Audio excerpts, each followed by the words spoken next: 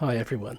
Well, I want to take you through the amazing visit that Catherine and I had yesterday to the V&A East Storehouse, which I'm sure you know has got the David Bowie Archive in it. 90,000 articles have been donated and bought for the V&A, and they're on display and available for everyone to see. So we arrived about half an hour early and just arrived into this reception area here where lots of people were waiting around. You kind of book in over at the side on that table there and head up those stairs. When you get up those stairs, it's absolutely incredible because it's a living archive, as you can see. It can be visited, but really is there for storage. So the idea of opening up the archive is amazing. When you go to the archive, you head up these stairs here. I was just kind of mucking about filming basically while I was waiting.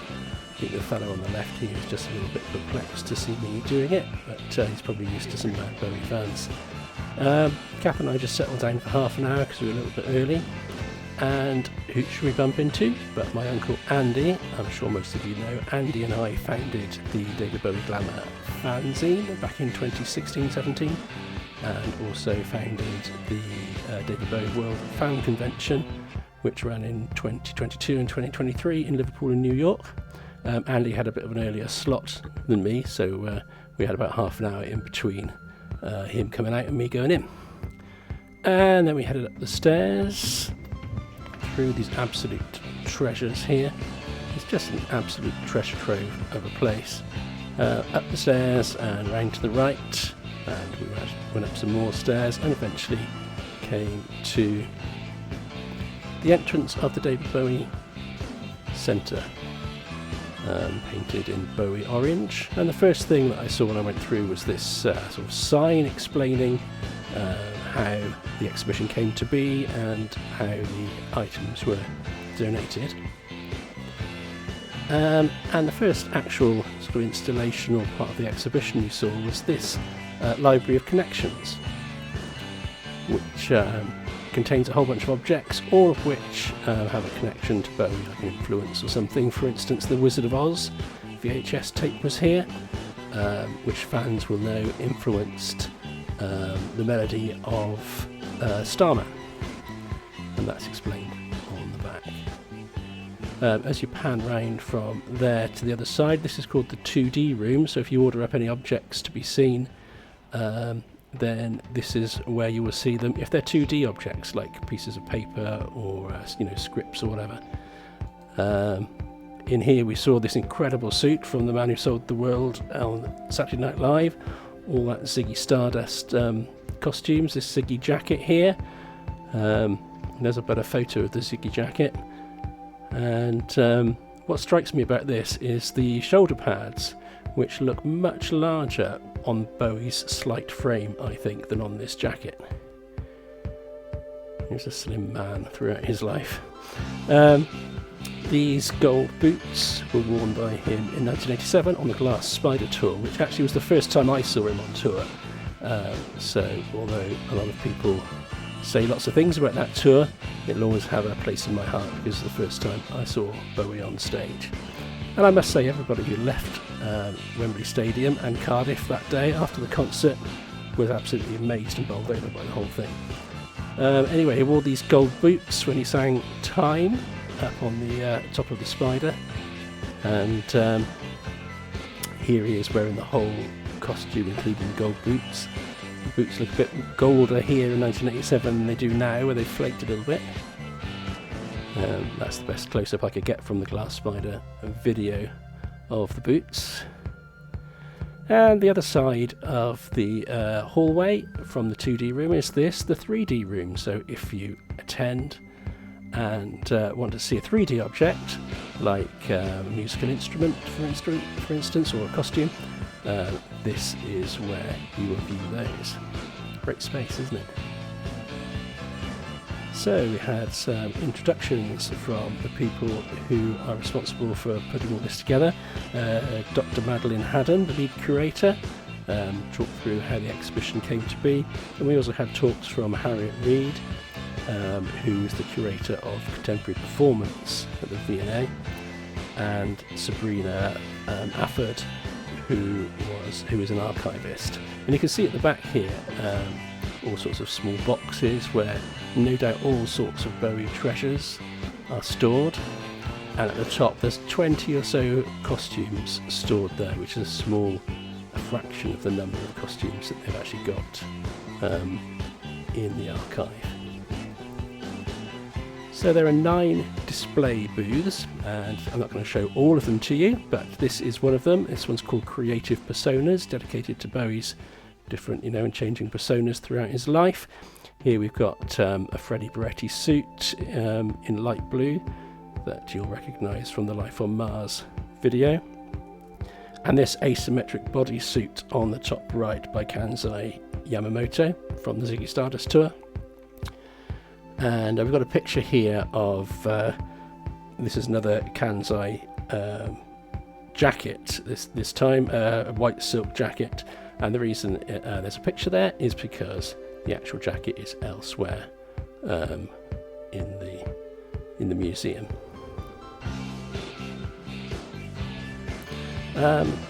This bay is called Creativity and Impact, and as you can see at the top here, taking pride of place is the wings that we just saw a minute ago from the glass spider tour that Bowie wore to sing Time on top of that glass spider.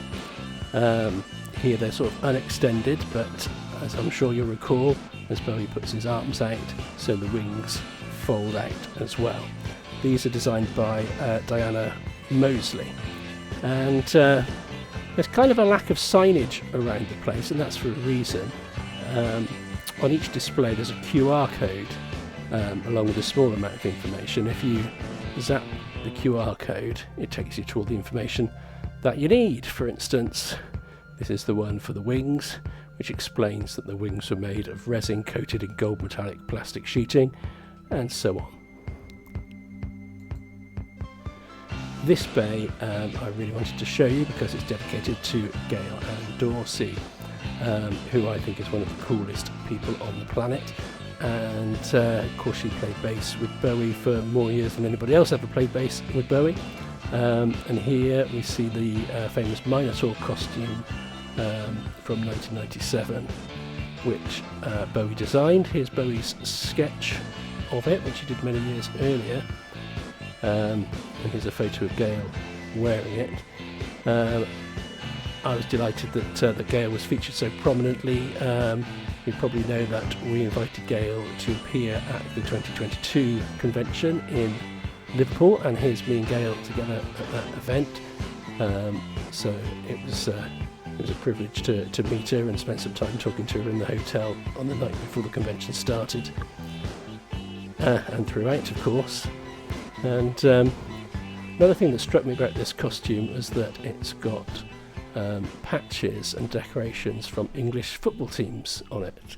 On the shoulder here there's an Everton one, about halfway down at the back goes West Ham, and there's Nottingham Forest near the bottom. And I'm not sure what this purple one is near the front at sort of hip height.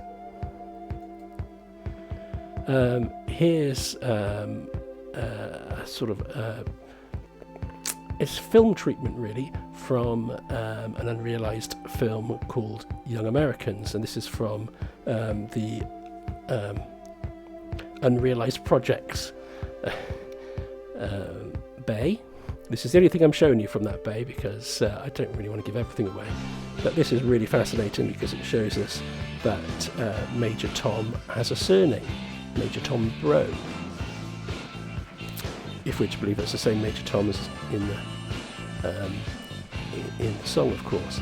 Now, incredibly, and I'm just delighted to say, there's a display of books, Bowie-related books within the archive, and of course it's got the brilliant The Complete David Bowie by Nicholas Pegg, and it's got Strange Fascination by David Buckley, and all sorts of other ones, Mick Rock. And on the left here, in the yellow, David Bowie the Collector by Nick Sparr, which is a close-up of it as well. So obviously I'm incredibly proud, and it's a very special moment that was in there. So I got to get up close and personal with this costume from the Saturday Night Live show in 1979. Bowie sang The Man Who Sold the World in this, alongside Klaus Nomi and Jerry Arias. And Bowie couldn't actually walk in this, so the two of them had to carry him to the front of the stage, up to the microphone, so that he could perform, and he did so in quite a sort of a stylised, theatrical way. Jerry Arias actually appeared at the New York convention at our invitation in 2023, which was amazing. And of course I had to stand behind it and look as if I was wearing it. Also in that room, some amazing treasures. We've got the Angel of Death costume here at the back in red, which Freddie Boretti designed for the 1980 floor show, and Bowie wore it alongside Marianne Faithfull. Here we've got a pair of Pelican shoes that Bowie bought and wore on the Ziggy Stardust tour, and that Kansai jacket there alongside the pants and stockings, and we can see that the stockings have got sort of reinforcement tape on the bottom so that Bowie doesn't slip over on the stage or wear out the material. And so there's Bowie wearing the Angel of Death costume, 1980 floor show, and wearing the Pelican shoes, and there he is in that Kansai jacket, wearing silk trousers this time rather than the stockings and pants. And this is an absolute treasure that we were shown. It's Bowie's own script from Merry Christmas Mr. Lawrence, with all sorts of annotations from Bowie himself. It's amazing to think that this is just one of thousands and thousands of absolute treasures that are in the archive. Lots of those treasures, especially the 2D ones, are stored in these boxes, which are absolutely all around the place. And in this video I'm just showing a small amount of what I saw at the press preview on the 10th of September 2025.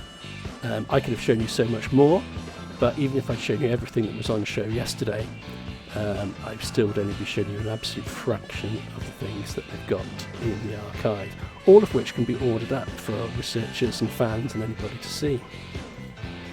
So I really hope to go back as soon as I possibly can.